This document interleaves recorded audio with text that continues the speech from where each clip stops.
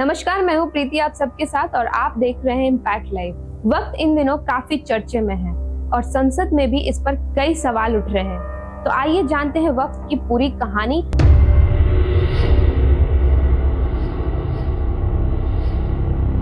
वक्त एक इस्लामी परंपरा है जिसमें व्यक्ति अपनी संपत्ति को स्थायी रूप से धार्मिक, शैक्षिक या परोपकारी उद्देश्य के लिए समर्पित कर देता है। यह संपत्ति आमतौर पर मस्जिदों, मदरसों, कब्रिस्तानों, अनाथालयों या गरीबों की मदद के लिए उपयोग में की जाती है। वक्त का अर्थ अरबी भाषा में रोकना या बंधन होता है, यानी संपत्ति को व्यक्तिगत उपयोग से हटाकर समाज के कल्याण के लिए सुरक्षित करना। एक बार संपत्ति वक्त को हो जाने के बाद उसे बेचा या हस्तांतरित नहीं किया जा सकता और यह हमेशा वक्त की ही हो जाती है। इसे प्रबंधन करने वाला व्यक्ति मुत्तावली कहलाता है। तो आइए बात करते हैं भारत में वक्त की उत्पत्ति और इतिहास के बारे में। भारत में वक्त की शुरुआत इस्लामी शासन के साथ हुई। इतिहासकारों के अनुसार 12वीं सदी में मोहम्मद गौरी के आक्रमण के बाद वक्त की अवधारणा भारत में आई। मुस्लिम शासकों ने मस्जिदों, मदरसों और अन्य धार्मिक संस्थानों के लिए जमीन दान की, जो वक्त के रूप में दर्ज हुई। मुगल काल में यह प्रथा और व्यापक हुई। मुगलों ने बड़े पैमाने पर संपत्ति को वक्त के तहत समर्पित किया, जिससे यह धार्मिक और सामाजिक कार्यों का आधार बना। ब्रिटिश शासन के दौरान वक्त को औपचारिक रूप देने की कोशिश हुई। 1913 में मुसलमान वक्त वैलिडेटिंग एक्ट पारित किया गया, जिसने वक्त को कानूनी मान्यता दी।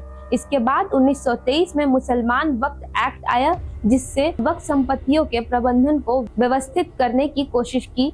हालांकि इन कानूनों में कोई खामियां नहीं थी, परंतु इसके बावजूद भी वक्त की संपत्तियों का दुरुपयोग बढ़ता गया। भारत सरकार ने वक्त को व्यवस्थित करने के लिए 1954 में वक्त एक्ट पारित किया। इस कानून के तहत हर राज्य में वक्त बोर्ड की स्थापना की गई, जो वक्त संपत्तियों का प्रबंधन और संरक्षण करने की जिम्मेदारी लेता है। लेकिन यह कानून भी प्रभावी नहीं रहा। इसके बाद 1995 में वक्त एक्ट 1995 लाया गया, जिससे 2013 में संशोधित किया गया। इस कानून ने वक्त बोर्ड को व्यापक अधिकार दिए, जैसे किसी भी संपत्ति को वक्त घोषित करने की शक्ति बिना पुख्ता सबूत के नहीं हो सकती। वक्त एक्ट 1995 के तहत वक्त को 3 तरीके से बनाया जा सकता है। पहला, घोषणा। कोई व्यक्ति अपनी संपत्ति को वक्त के लिए घोषित कर सकता है। दूसरा, लंबे समय तक उपयोग।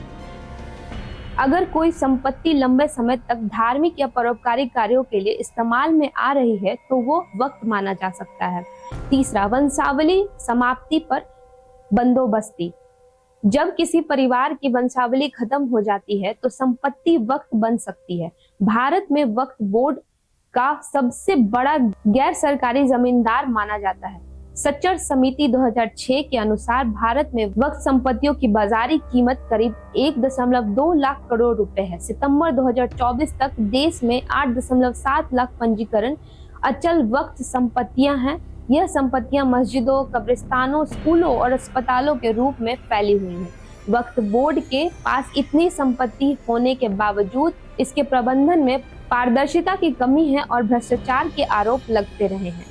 वक्त संशोधन विधेयक 2024 नया कदम है। 8 अगस्त 2024 को केंद्रीय अल्पसंख्यक मामले में मंत्री किरेन रिजिजू ने लोकसभा में वक्त संशोधन विधेयक 2024 पेश किया। इस बिल का उद्देश्य वक्त एक्ट 1995 में संशोधन कर वक्त बोर्ड के कामकाज में पारदर्शिता लाना और इसके दुरुपयोग को रोकना है।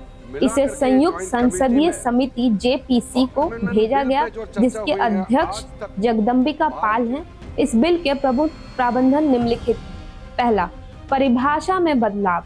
अब केवल वही व्यक्ति वक्त बना सकता है जो कि कम से कम 5 साल तक इस्लाम का पालन कर रहा हो और संपत्ति का मालिक हो। दूसरा, वक्त बाय यूजर को हटाया गया है।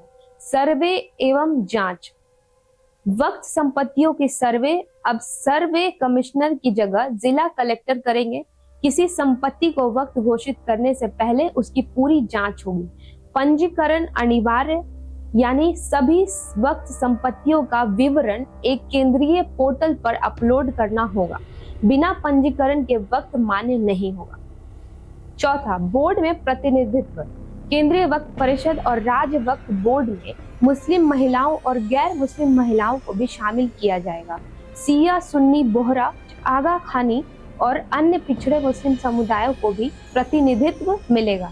अधिकारों में कटौती। पांचवा, अधिकारों में कटौती। वक्फ बोर्ड का यह अधिकार खत्म होगा कि वह बिना सबूत के किसी संपत्ति को वक्फ घोषित कर सके। सरकारी जमीनों पर वक्फ का दावा भी मान्य नहीं होगा। छठा, न्यायिक बदलाव। वक्फ ट्रिब्यूनल में अब 3 की जगह 2 सदस्य होंगे और इसके फैसले को हाई कोर्ट में चुनौती दी जा सकती है। विवाद और बहस। वक्फ संशोधन विधेयक को लेकर देश में तीखी बहस छिड़ी हुई है। सरकार का कहना है कि यह बिल वक्फ बोर्ड की मनमानी को रोकेगा और पारदर्शिता लाएगा, लेकिन विपक्ष दल और मुस्लिम संगठनों ने इस असंवैधानिक और अल्पसंख्यक विरोध पर इसे असंवैधानिक और अल्पसंख्यक विरोध ही बता रहे हैं।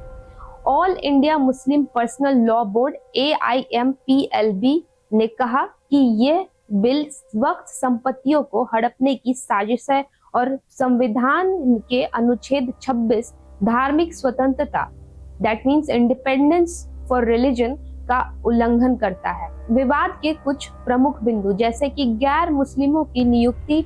वक्फ बोर्ड में गैर मुस्लिम सदस्यों को शामिल करने पर सवाल उठा रहे हैं क्योंकि हिंदू या सिख धार्मिक संस्थानों में ऐसा प्रबंधन नहीं है।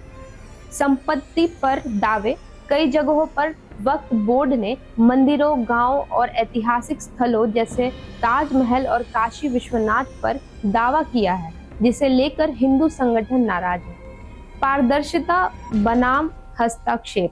सरकार इसे पारदर्शिता का कदम बताती है, लेकिन आलोचक इसे धार्मिक मामलों में सरकारी दखल अंदाजी मानते हैं। बिहार में वक्फ का मुद्दा हाल ही में सुर्खियों में रहा है। मुख्यमंत्री नीतीश कुमार ने वक्फ बिल पर चुप्पी साध रखी है, जबकि तेजस्वी यादव ने इसका खुलकर विरोध किया है।